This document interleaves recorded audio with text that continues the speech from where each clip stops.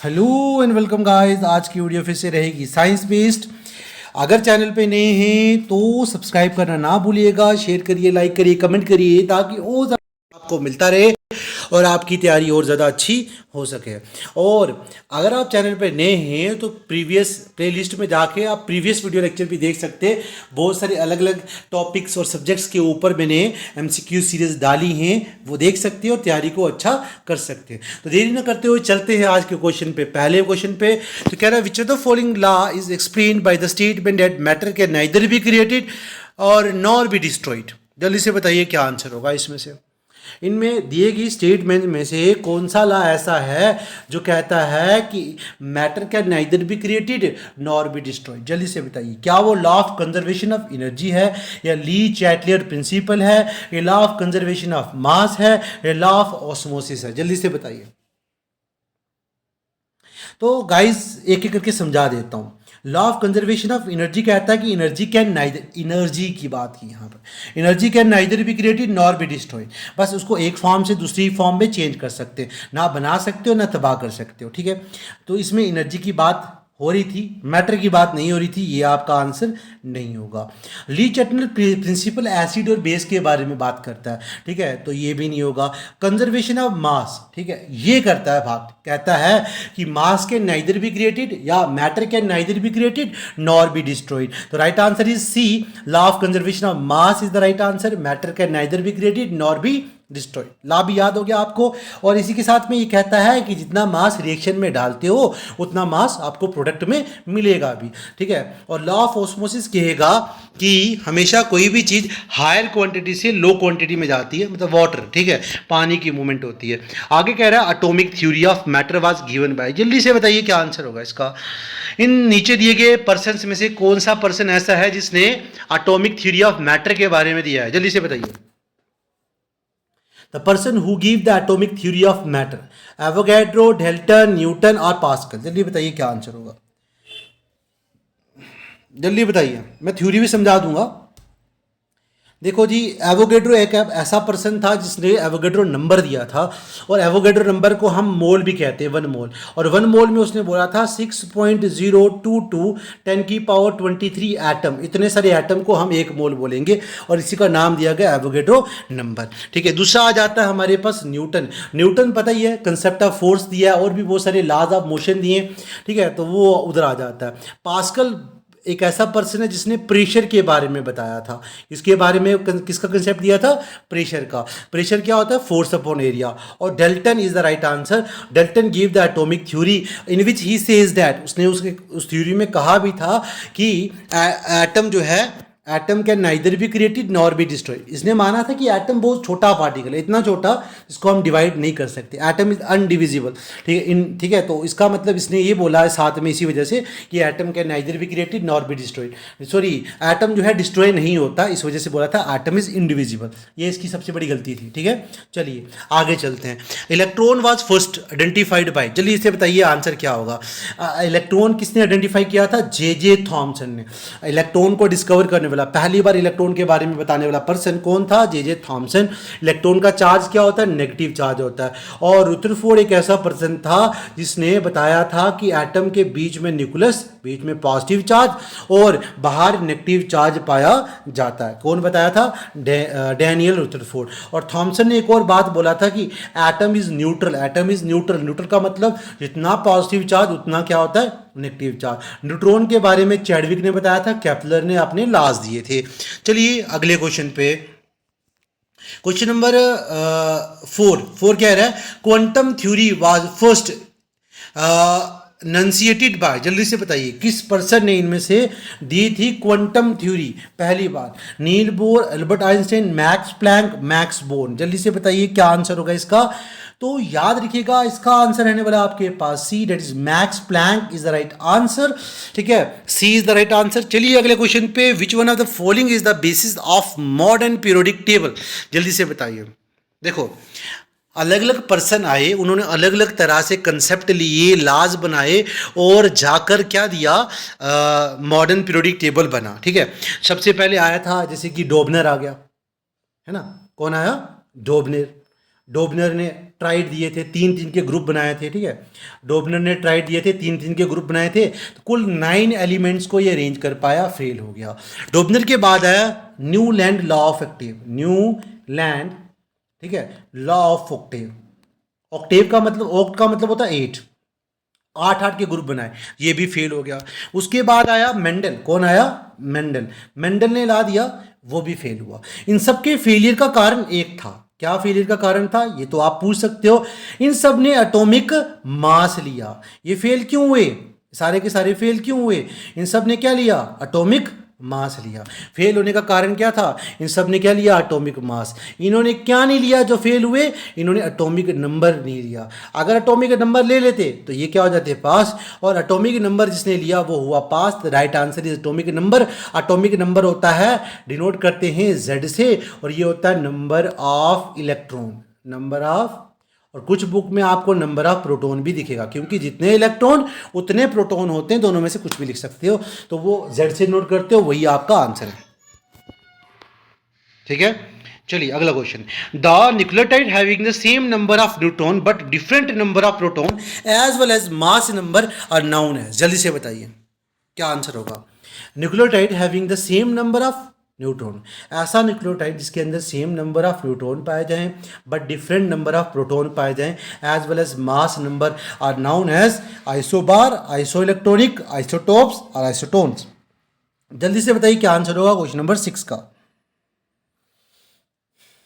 देखो, the atom are anything which have same number of neutron देख लिया आपने, ठीक है, और बाकी different proton, different mass number होंगे तो उसे आइसोटोन कहते हैं। क्या बोलते हैं? आइसोटोन, याद रखिएगा, आइसोटोन कहेंगे। अच्छा, ऐसा जिसके अंदर सेम नंबर ऑफ क्या पाए जाए? सेम नंबर ऑफ प्रोटॉन पाए जाए, ठीक है, या सेम एटॉमिक नंबर पाया जाए, different, same atomic number different mass number, उसे आइसोटोप कहते हैं। पढ़ा है सब, बचपन से पढ़ते आ रहे हो, ठीक है। आइसो मतलब सेम होता है, टोप मतलब एटॉमिक नंबर, और बाकी डिफरेंट होंगे। और आइसोबार, आइसोबार क्या होता है? Isobar same mass number, same mass number but different atomic number, ठीक है। चलिए आगे, radio activity was discovered by, जल्दी से बताइए नीचे दिए गए पर्सन में से ऐसा पर्सन कौन सा था जिसने रेडियो एक्टिविटी को डिस्कवर किया? जल्दी से बताइए क्या आंसर होगा। तो याद रखिएगा, इन सब में से मेरे हिसाब से Henri Becquerel is the right answer. Henri Becquerel is the person, Henri Becquerel is the person who give concept of radio activity, ठीक है। रेडियो एक्टिविटी पता है क्या होता है? कुछ एलिमेंट ऐसे होते हैं जिनका एटॉमिक नंबर 82 से ऊपर होता है और उनके हैवी न्यूक्लियस रेडिएशंस छोड़ते हैं, ठीक है, अल्फा बीटा और गामा रेज छोड़ते हैं, ठीक है, उनको हम रेडियो एक्टिव एलिमेंट कहते हैं। एग्जांपल में यूरेनियम, जिनसे न्यूक्लियर बॉम्ब भी बना है, ठीक है। तो चलिए अगले क्वेश्चन पे, सॉरी,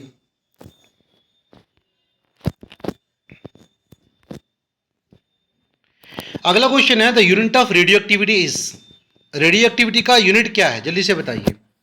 आंगस्ट्रॉम, कैंडिला, फर्मी या क्यूरी? जल्दी बताइए क्या आंसर होगा इसका। तो याद रखना, right answer is curie, curie, the unit of radioactivity is curie, याद रखिएगा। आगे चलिए, the radioactive material should be kept in the container made up of, जल्दी से बताइए। रेडियो एक्टिव एलिमेंट को उस बॉक्स में स्टोर कर सकते हो या उस कंटेनर में स्टोर कर सकते हो, ठीक है, जो किसका बना हो? लेड का, स्टील का, आयरन का, एल्यूमिनियम का। जल्दी बताइए क्या आंसर होगा। तो याद रखिएगा, right answer is a, lead. वो बना किससे होना चाहिए? लेड का बना होना चाहिए, उसमें स्टोर कर सकते हो, ठीक है। आगे, an element that does not occur in nature but can be produce artificially, हमें वो रेडियो एक्टिव, सिंपल सी बात बताता हूँ, ये चारों जो दिए ना, चारों के चारों रेडियो एक्टिव एलिमेंट हैं, और हमें बताना है, ठीक है, जो अक्कर करता हो आर्टिफिशियली, मतलब हमने खुद बनाया हो, नेचुरली अक्कर ना करता हो। जल्दी से बताइए क्या आंसर होगा इसका। थोरियम, रेडियम, प्लूटोनियम और यूरेनियम। इनमें से जो प्लूटोनियम है ना, प्लूटोनियम, वो इंसान के द्वारा बनाया गया है, आर्टिफिशियली बनाया गया, याद रखिएगा। चलिए अगले क्वेश्चन पे, the techniques of calculating the age of fossil organism is, जल्दी से बताइए, जल्दी बताइए, चारों दिए गए ऑप्शन में से क्या होता है। फॉसिल पता है क्या होता है? फॉसिल होता है डेड बॉडीज, जो ज़मीन के अंदर से निकलती हैं, और हमें पता लगाना है कि वो कितने साल पुरानी है। और कितने साल पुरानी है ये पता लगाने के लिए क्या करना पड़ता है? A, radio carbon dating, B, electroporation, C, counting the annual rings, and D, micro manipulation. जल्दी से बताइए क्या आंसर होगा। तो बताइए, तो राइट आंसर इसका रहने वाला है मेरे हिसाब से रेडियो कार्बन डेटिंग को इसे खाली कार्बन डेटिंग भी कहते हैं। ये हमें फॉसिल के बारे में बताता है कि कौन सा फॉसिल कितना पुराना है और वो कितना देर पहले मरा या डेड हुआ, वो या कितने साल पुराना है, वो सब बता सकता है। कौन बता सकता है? Carbon dating. अगला क्वेश्चन आपके सामने, जल्दी आंसर करिए। The particle required to continue the chain process of uranium fission is, मतलब इस चेन को पूरा करने के लिए या पूरा रखने के लिए या कंटिन्यू रखने के लिए कौन से पार्टिकल का इस्तेमाल किया जाता है फिशन में? जल्दी से बताइए। इलेक्ट्रॉन, प्रोटॉन, न्यूट्रॉन या पॉजिट्रॉन? जल्दी से बताइए क्या आंसर होगा।